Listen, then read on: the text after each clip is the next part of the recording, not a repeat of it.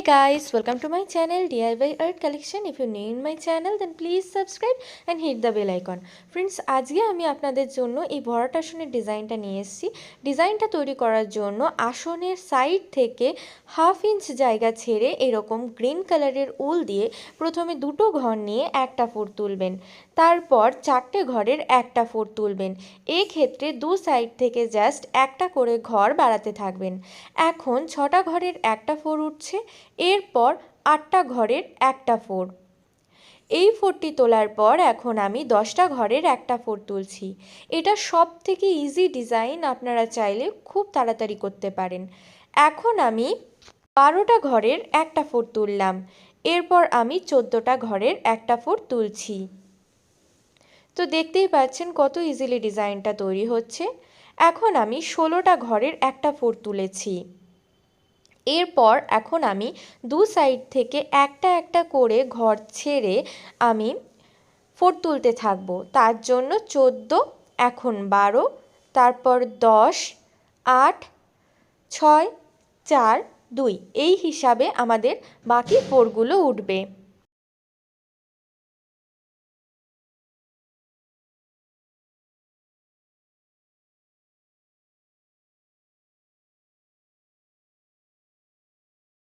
দেখতেই পাচ্ছেন এখানে আমাদের দুটো ঘরের একটা ফোর উঠে গেছে এবং মাঝখানে একটা লাইন ফাঁকা দিয়ে তারপর কিন্তু আমি ফোর তুলছি। এই জায়গাটা আপনারা খুব ভালো করে খেয়াল রাখবেন। এই ডিজাইনের সব থেকে ইম্পর্টেন্ট জায়গা এটা, কারণ এখান থেকেই কিন্তু পরবর্তী স্টেপটা তৈরি হবে।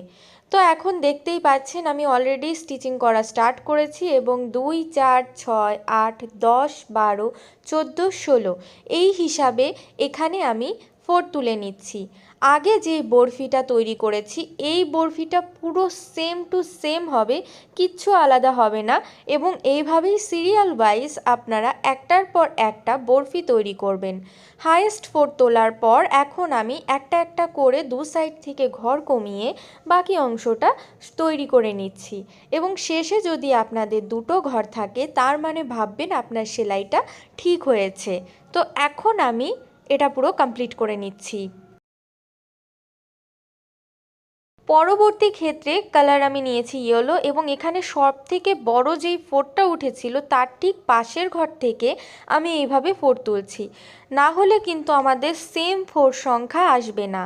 তো প্রথমে আমি এই 14 নাম্বার যেই ঘরের ফোরটা ছিল তার উপরে দুটো ঘরের একটা ফোর তুলেছি, এরপর 4টে ঘরের একটা ফোর, এখন 6টা ঘরের একটা ফোর, এরপর 8টা ঘরের একটা ফোর তুলছি এবং এর পরবর্তীতে 10টা ঘরের একটা ফোর, এরপর এখন 12টা ঘরের একটা ফোর এবং এখন 14টা ঘরের একটা ফোর এবং এই ফোরটার সাথে সাথে বুঝতে পারছেন 16টা ঘরের ফোরটা তৈরি হয়ে গেছে এবং তার মানে হচ্ছে আমাদের যে নিচের বরফিগুলো ছিল এই বরফিগুলোও কিন্তু সেমভাবেই তৈরি হবে এবং সেম ঘর সংখ্যা নিয়ে।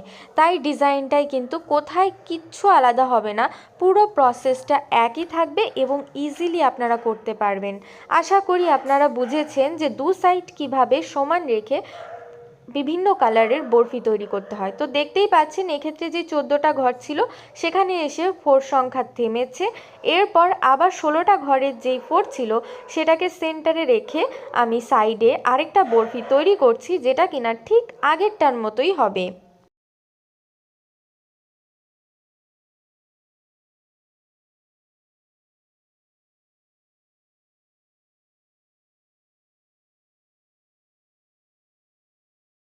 ফ্রেন্ডস, যদি ভিডিওটা ভালো লাগে অবশ্যই লাইক, শেয়ার, কমেন্ট করবেন।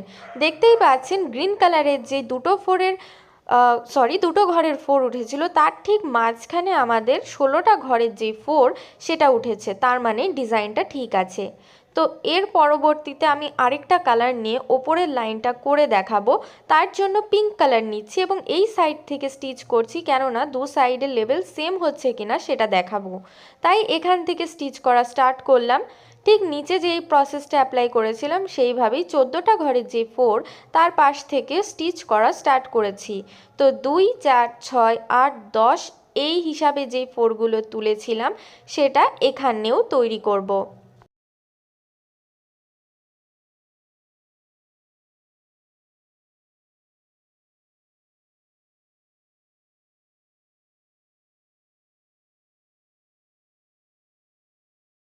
আবার বলছি, যদি ভিডিওটা ভালো লাগে অবশ্যই লাইক করবেন, শেয়ার করবেন। চ্যানেলে যদি নতুন হন তো অবশ্যই সাবস্ক্রাইব করে বেল বাটনকে প্রেস করবেন। দেখতেই পাচ্ছেন এখানে পিঙ্ক কালারের যে 16টা ঘরের ফোর ছিল সেটা কিন্তু নিচের 16টা ঘরের ফোরের সাথে পুরো সেম লাইনে গেছে এবং দুটো ঘরের ফোরও কিন্তু সেম লাইনে গেছে। তো এখন সেমভাবে আমি আরেকটা বরফি তৈরি করে নিচ্ছি এবং আশা করি আপনারা বুঝতে পেরেছেন কিভাবে পুরো আসনটা কমপ্লিট করতে হবে।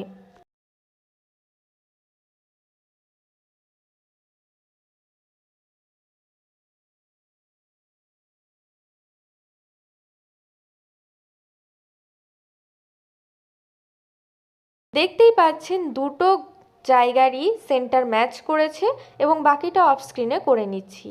সো ফ্রেন্ডস, যদি ভিডিওটি ভালো লাগে অবশ্যই লাইক করবেন, কমেন্ট করবেন, চ্যানেলে যদি নতুন হন তো সাবস্ক্রাইব করে বেল বাটনকে প্রেস করবেন।